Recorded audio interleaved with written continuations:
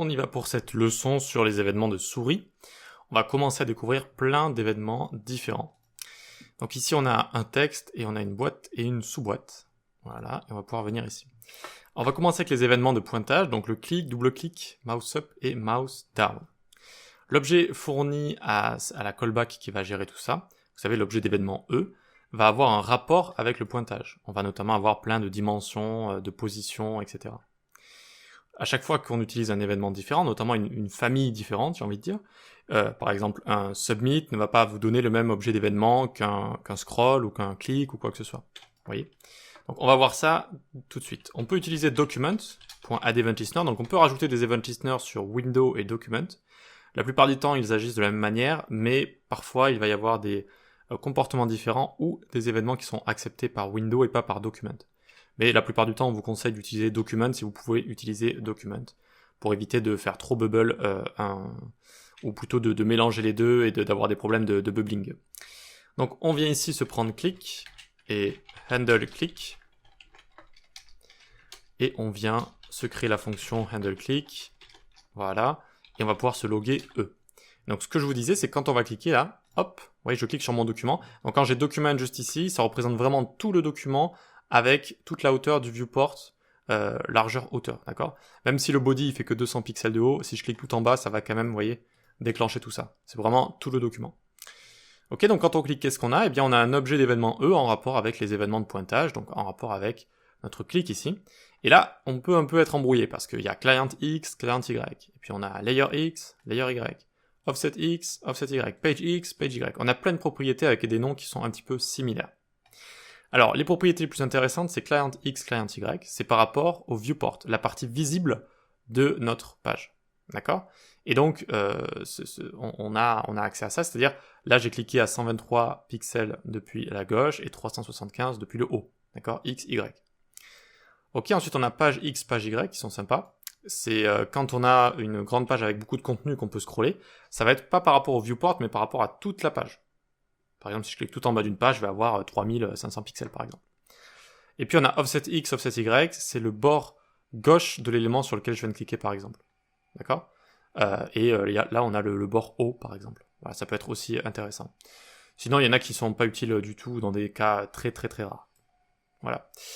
Donc faut pas apprendre, enfin, à un moment donné vous allez quand même en retenir quelques-unes, mais le but c'est quand même de vous dire quand vous faites un calcul, faut plutôt apprendre à chercher que tout retenir par cœur comme ça. Si vous voulez avoir une dimension par rapport à votre viewport, retenez le mot viewport, c'est la partie visible, et à partir de là, vous allez retrouver sur le web en cherchant les bonnes propriétés qu'il faut, etc. Voilà. Ok, donc ça c'est le clic, très bien. Donc on aurait pu faire window aussi, comme je vous l'ai dit. Hein. Ici, ça aurait fonctionné également. Voilà. Donc window et document ici vont représenter tout votre document, notamment avec le bloc initial. En fait, le bloc initial lors de la création de votre site, il faut bien un bloc dans lequel on commence à mettre nos HTML, body, etc. Ça s'appelle le bloc initial. C'est au niveau du render de votre page. Et le bloc initial de base, il a comme hauteur la hauteur et la largeur du viewport, de la partie visible. Et ensuite, si cette partie, le body par exemple, grandit, et qui devient plus grand que le viewport, eh bien le bloc initial va aussi être plus grand. Donc en gros, document et window, vous pouvez cliquer n'importe où, ça va trigger comme ça l'événement. Ok, maintenant je fais Shift Alt flèche du bas, une fois, deux fois, trois fois. On va mettre en commentaire ça et ça. Voilà, et je vais avoir double clic aussi. Donc là, pas grand chose à dire, hein, c'est quand vous faites deux clics rapidement, ça va trigger ça. Ensuite, on va avoir mouse up et mouse down. Donc mouse down, c'est quand vous cliquez quelque part. Hop, et vraiment l'action d'appuyer. Et mouse up, c'est quand vous allez relever le doigt. Et donc on vient ici, mouse up. Donc je clique ici, je reste appuyé, il se passe rien, et hop, je relâche. Et là, on a bien ça. Ok pour ça? Allez, on peut faire une petite fonctionnalité si on veut s'amuser un petit peu. Donc pour le clic ici, on va avoir envie de changer la valeur du texte ici. Et on va mettre nos coordonnées en fait, les coordonnées du clic à chaque fois.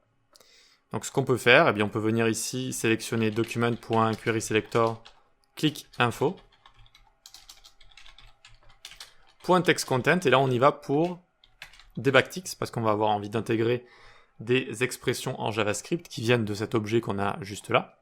Donc on fait event : $, j'ouvre les accolades pour intégrer e.type, le type d'événement.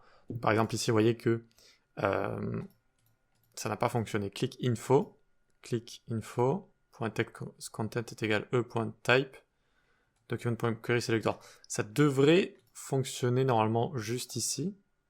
Ah, text content, vous voyez, ça tient un peu de choses. Hein. J'écris text content avec un C minuscule au lieu d'un C majuscule. Bref, on voit bien le clic qui est juste là, donc ça fonctionne. Et maintenant, on va mettre les coordonnées.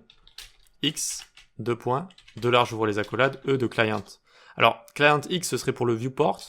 Ici, peut-être que page X et pour Y, page Y, ce sera plus versatile. Ça permettra de gérer à la fois quand on a un site qui est de petite taille et qui pourrait potentiellement avoir beaucoup de contenu. Donc maintenant, je clique et vous voyez qu'on a bien nos positions ici. Donc vous avez compris que page X et page Y, si on a un viewport qui fait la taille du site, si le site fait la taille du viewport, ça va être la même chose. Mais si là on avait beaucoup de contenu, eh bien je descends tout en bas, hop, on voit que, et donc je remonte tout en haut. Maintenant j'ai cliqué une fois, et vous voyez que je suis bien à 7213, enfin là du coup j'ai recliqué. Vous cliquez une fois en bas et vous remontez, je suis bien à 7291 pixels ici sur Y. Alors que si j'avais mis client ici, client X et client Y, ben même si je vais tout en bas, et que je clique là, maintenant je remonte, eh bien vous voyez que ça m'a mis à 404, parce que c'était par rapport à la fenêtre actuelle ici, la fenêtre visible, le viewport.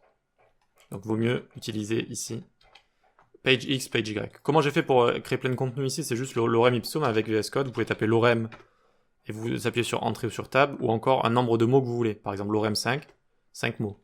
L'orem 500, 500 mots, etc., etc. Voilà pour ça. Donc on est bon pour ça. Alors voyons voir ici, ça fait 6 minutes, je pense qu'on peut continuer. Donc on a également d'autres événements qui existent. Maintenant on va utiliser les deux box qu'on a juste ici. Donc on va avoir const box est égal document.querySelector box. Et donc un des événements les plus courants et les plus simples à comprendre, c'est mouse move. Bon, ici on va se mettre une petite fonction anonyme, même si dans un vrai site je vous ai dit de ne pas le faire. Ici c'est juste pour l'exemple, ça permet de coder assez rapidement. Donc mouse move, attention, hop, vous voyez que ça se déclenche à chaque fois que je suis en train de bouger d'un pixel dans ma box ici, ou dans ses enfants. Voilà. Donc ça c'est mouse move. Donc on va faire Shift Alt flèche du bas. 1, 2, 3, 4. Ici ensuite on va avoir mouse enter. Comme son nom l'indique, c'est quand on rentre quelque part. Donc attention, hop, mouse enter ici. Mouse enter, vous voyez, dans l'élément en question. L'élément où ses enfants, ça va le déclencher comme ça. Voilà. Ensuite on va avoir mouse leave juste ici, et mouse leave juste là. Donc cette fois, je rentre dedans, il se passe rien, mais quand je sors, hop, j'ai mouse leave. Vous voyez, à chaque fois. Voilà. Et enfin, les deux derniers, on va avoir mouse over.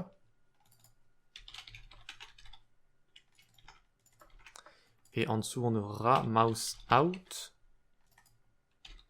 Donc, ils ressemblent un peu aux précédents, mais ils ont quand même leur différence. Regardez, quand je vais mouse over, c'est quand je vais over un élément en question, ou l'un de ses enfants. Quand je rentre dans un autre enfant, regardez, hop, et hop. À chaque fois que je rentre dans l'élément en question ou un de ses enfants, j'ai un mouse over. Je suis en train d'over quelque chose, si vous voulez. Je survole quelque chose d'autre. Et le mouse out, c'est pareil, mais au niveau de la sortie.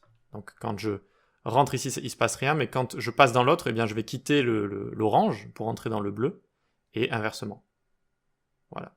Ok, donc dernier événement qu'on a envie de découvrir, c'est document.addEventListener will pour la molette de la souris. Et là, on va envoyer molette, par exemple. Donc là, c'est quand je vais scroller. Vous voyez? Alors quand je vais scroller, quand je vais utiliser la molette, d'accord? Quand je vais utiliser la molette, ça va trigger cet événement. Parce qu'il y a aussi un autre événement qui s'appelle scroll, comme ça. Et cette fois, c'est vraiment quand on scrolle du contenu. Là, je suis en train d'essayer de scroller, ça ne fonctionne pas. Alors que will, c'est seulement quand on bouge la molette ici. Qu'il y ait quelque chose à scroller ou pas, ça va exécuter cet événement. Voilà. Ça peut être utile pour certaines animations, par exemple. Ça peut être utile. Voilà pour ça, très bien. J'espère que vous avez compris tout ça. On peut passer à la suite.